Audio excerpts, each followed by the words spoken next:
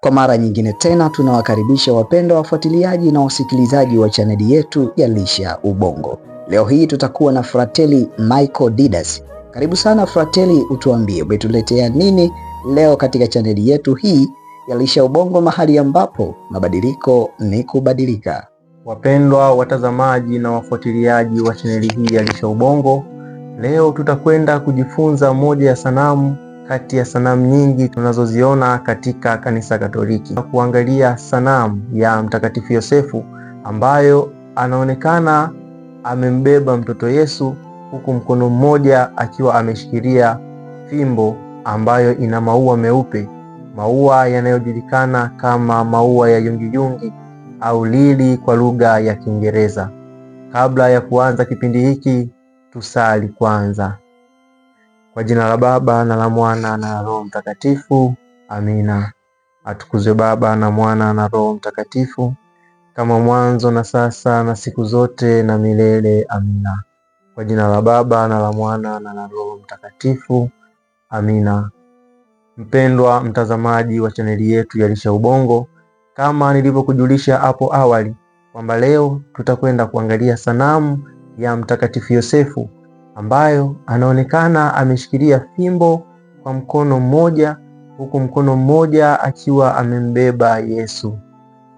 Sanamu hii ina historia yake. Katika picha nyingi za Mtakatifu Yosefu tunamuona kwamba ameshikilia fimbo iliyo na maua meupe ambayo yanaitwa maua ya yungiyungi au maua lili. Fimbo hii ina historia yake. Twende kuangalia historia hiyo.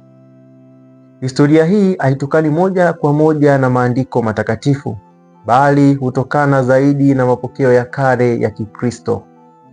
Mapokeo yanasema kwamba wakati Bikira Maria alipokuwa amefikia umri wa kuolewa, ilibidi apewe mchumba mwaminifu. Hivyo makuhani wa hekalu waliwakusanya wanaume wa ukoo wa Daudi. Kila mmoja alileta fimbo yake mbele ya Mungu ili ishara ionekane ni nani aliyechaguliwa. Baada ya kusali, fimbo ya Mtakatifu Yosefu ilichanua maua, na katika baadhi ya simulizi njiwa alitua juu ya fimbo hiyo. Hii ndiyo historia fupi ya fimbo hiyo ambayo katika sanamu nyingi Mtakatifu Yosefu anaonekana ameishikilia. Ishara hii ilitafsiriwa kuwa Mungu alikuwa amemchagua Yosefu kuwa mlezi wa familia takatifu. Nini maana ya fimbo hiyo? Fimbo hiyo ina maana nyingi. Maana ya kwanza, uteuzi wa Mungu.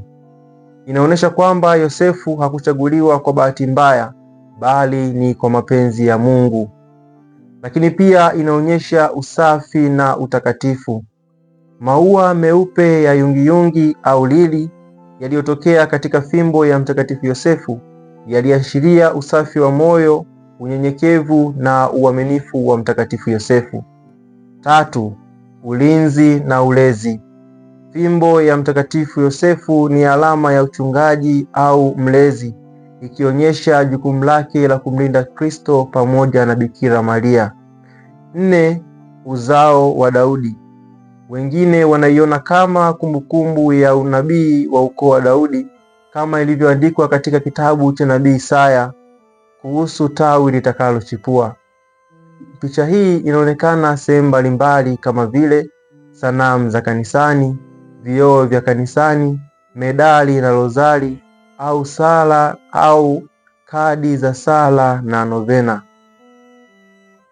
Katika kuhitimisha, fimbo ya Mtakatifu Yosefu sio tu chombo cha kawaida katika sanaa ya Kikristo, bali ni ishara yenye ujumbe mkubwa wa kiroho. Inaonyesha uchaguzi wa Mungu, usafi wa moyo, uaminifu na jukumu la Mtakatifu Yosefu kama mlinzi na mlezi wa Bikira Maria na Kristo. Hivyo inawaalika waamini kuishi katika maisha ya utii, usafi wa moyo na kumtumainia Mungu. Mpendwa mtazamaji wa chaneli yetu ya Lisha Ubongo, mpaka hapo tunafikia mwisho wa kujifunza kuhusu sanamu ya Mtakatifu Yosefu ambayo anaonekana ameshikilia ua lenye maua meupe na mkono mmoja amembeba mtoto Yesu. Ulikuwa na mimi Frateli Michael Didas kutoka seminari ya Mtakatifu Agostino Peramiho. Usisahau kulike, kushare, kucomment na kusubscribe chaneli yetu. Tumalize kwa sala. Kwa jina la Baba na la Mwana na la Roho Mtakatifu. Amina. Atukuzwe Baba na Mwana na Roho Mtakatifu, kama mwanzo na sasa na siku zote na milele. Amina. Kwa jina la Baba na la Mwana na la Roho Mtakatifu. Amina.